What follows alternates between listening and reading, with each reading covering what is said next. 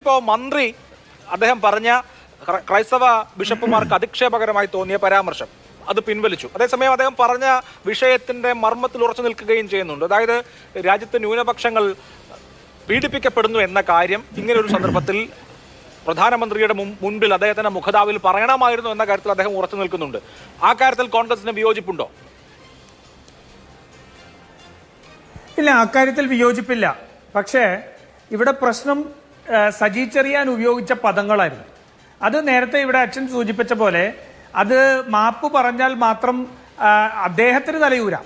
പക്ഷെ അവരുടെ ഒരു മനസ്ഥിതി എന്താണെന്ന് കൃത്യമായിട്ട് വെളിവാക്കുന്നതായിരുന്നു. എൻ്റെ അത്ഭുതം, ഈ നവകേരള സദസ്സിൽ കുറേയധികം വൈദികരും മതപുരോഹിതന്മാരെല്ലാം പല സ്ഥലങ്ങളിലും പങ്കെടുത്തിരുന്നു. അവർക്ക് ഭക്ഷണം വിളമ്പിയപ്പോൾ ഇതേ മാനസികാവസ്ഥയോടു കൂടിയാണോ സജി ചെറിയാനും അദ്ദേഹത്തിന്റെ മന്ത്രിമാരും കൂട്ടരും അവർക്ക് ഭക്ഷണം വിളമ്പിയത് എന്നുള്ളതാണ്. ഇവിടെ പ്രശ്നം വൈകാരിക തലത്തിലേക്ക് എത്തിക്കാനും അതിനെ യഥാർത്ഥ പ്രശ്നം ചർച്ച ചെയ്യാതെ ഒരു മത ധ്രുവീകരണം ഉണ്ടാക്കാൻ CPM ആഗ്രഹിക്കുന്നു എന്നുള്ളതാണ്. CPMന്റെ ലക്ഷ്യം അടുത്ത തെരഞ്ഞെടുപ്പിൽ BJPക്ക് വോട്ട് ശതമാനം കൂട്ടിക്കൊടുക്കുക എന്നുള്ളതാണ്. ആ വോട്ട് ശതമാനം കൂട്ടിക്കൊടുക്കാൻ വേണ്ടി തങ്ങളുടേതല്ലാത്ത വോട്ട് ബാങ്കിനെ അവരെയെല്ലാം അധിക്ഷേപിച്ചുകൊണ്ട് അത്തരത്തിൽ BJPയോട് അടുപ്പിക്കാൻ അവർ സഹായമാകുന്ന പ്രസ്താവന നടത്തുക എന്നുള്ളതാണ് സജി ചെറിയാന്റെയും CPMന്റെ ലക്ഷ്യം.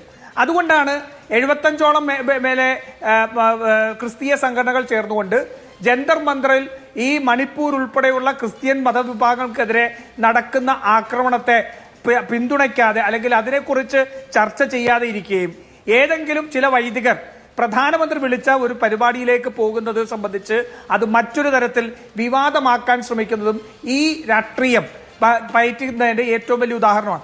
അത് ഞങ്ങളെ സംബന്ധിച്ചിടത്തോളം നരേന്ദ്രമോദി പ്രധാനമന്ത്രി വിളിക്കുന്ന ഒരു പരിപാടി ചെല്ലുമ്പോൾ ആ വേദി ക്രിസ്ത്യൻ സംഘടനകൾ അല്ലെങ്കിൽ ക്രിസ്ത്യാനികൾ ഇന്ന് അനുഭവിച്ചുകൊണ്ടിരിക്കുന്ന ഏറ്റവും വലിയ പീഡനം, ആ പീഡനം പറയാനുള്ളൊരു വേദിയാക്കണമായിരുന്നുള്ള കാര്യത്തിൽ ഞങ്ങൾക്ക് തർക്കമില്ല.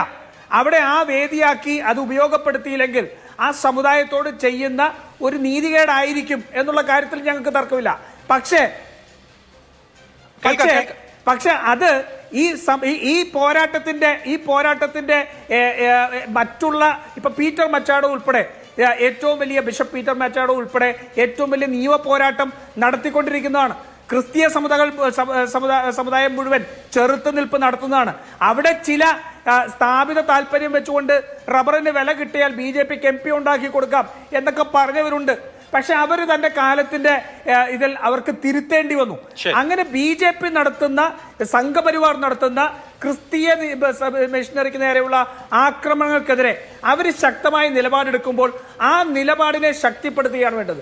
അതല്ലാതെ ഇന്ത്യയുടെ പ്രധാനമന്ത്രി ഒരു യോഗത്തിന് വിളിച്ച് അവരവിടെ ചെന്നാൽ ഇതിനെ ഇത്തരത്തിൽ നീചമായ വാക്കുകൾ ഉപയോഗിച്ചുകൊണ്ട് മതധ്രുവീകരണം നടത്താനല്ല ശ്രമിക്കേണ്ടത്. ഒരു കാര്യം കൂടി ഞാൻ പറഞ്ഞുതരാം. ഇവരുടെ ഏറ്റവും വലിയ ഇരട്ടത്താപ്പ് നോക്കൂ. കുറച്ച് 2 വർഷങ്ങൾക്ക് മുമ്പ് ഈ ഹിമാചൽ പ്രദേശിൽ വെച്ച് ഹരിയാനയിൽ വെച്ച് സൂരജ് കുണ്ടിൽ വെച്ച് ആഭ്യന്തരമന്ത്രിമാരുടെ യോഗം വിളിച്ചു. എന്തായിരുന്നു അജണ്ട? ഈ രാജ്യത്തെ നിയമസംഹിത ഉൾപ്പെടെ മാറ്റുന്നതിനു വേണ്ടി BJP ഇന്ന് നടത്തിയ ശ്രമങ്ങൾക്ക് അടിത്തറയേകുന്ന ഒരു യോഗമായിരുന്നു സൂരജ് കുണ്ടിൽ നടന്നത്. അന്ന് ഇന്ത്യയിലെ പ്രതിപക്ഷ പാർട്ടികൾ മുഴുവൻ ആ യോഗത്തെ ബഹിഷ്കരിച്ചു. പക്ഷെ അതിന്റെ ഇടയിൽ പോയി പല്ലിളിച്ചുകൊണ്ട് ഫോട്ടോ എടുത്ത ആഭ്യന്തരമന്ത്രി കോൺഗ്രസ് BJP ഇതര ഒരു മന്ത്രിയുടെ പേര് പിണറായി വിജയൻ എന്നാണ്. എന്റെ അന്നത്തെ സംഘപരിവാറിന്റെ RSSന്റെ ഈ രാജ്യത്തെ നിയമത്തെ മുഴുവൻ അട്ടിമറിക്കാൻ നടക്കുന്ന ശ്രമത്തിന്റെ ഭാഗമായിട്ട് നടന്ന യോഗത്തിൽ മറ്റു പ്രതിപക്ഷ പാർട്ടികൾ എടുത്ത നിലപാടെടുക്കാതെ പിണറായി വിജയൻ അമിത്ഷായുടെ നേതൃത്വത്തിലുള്ള പരിപാടിക്ക് പോയിരുന്നു. അവർക്ക് എന്താണ് BJP നരേന്ദ്രമോദിയെ പ്രധാനമന്ത്രിയെ കാണുന്നത്? അത് BJPയുടെ ആസ്ഥാനത്തല്ലല്ലോ, RSSന്റെ ആസ്ഥാനത്തല്ല. നരേന്ദ്രമോദിയെ കണ്ടതിന്റെ പേരിൽ വിമർശിക്കുന്ന ഇവരുടെ ഇരട്ടത്താപ്പ് തുറന്നു കാണിക്കപ്പെടണം. സംഘപരിവാറിന് വേണ്ടി ഈ രാജ്യത്തെ കൊലയ്ക്ക് കൊടുക്കുന്ന നിയമത്തിന്റെ അടിത്തറ പാകുന്ന യോഗത്തിൽ പല്ലിളിച്ചു പോയിരുന്ന പിണറായി വിജയൻ, അമിത്ഷാ, മമതാ ബാനർജി ഉൾപ്പെടെ മറ്റ് നേതാക്കന്മാർ മുഴുവൻ അങ്ങോട്ട് അയച്ചില്ല, പ്രതിനിധികളെ പോലും അയച്ചില്ല. അവിടെ പോയി പല്ലിളിച്ചിരുന്ന പിണറായി വിജയനാണ് ഇപ്പോ ഈ പറയുന്ന നരേന്ദ്രമോദിയുടെ പോയ ക്രിസ്തീയ സംഘടനകളെ ആക്ഷേപിക്കുന്നത്.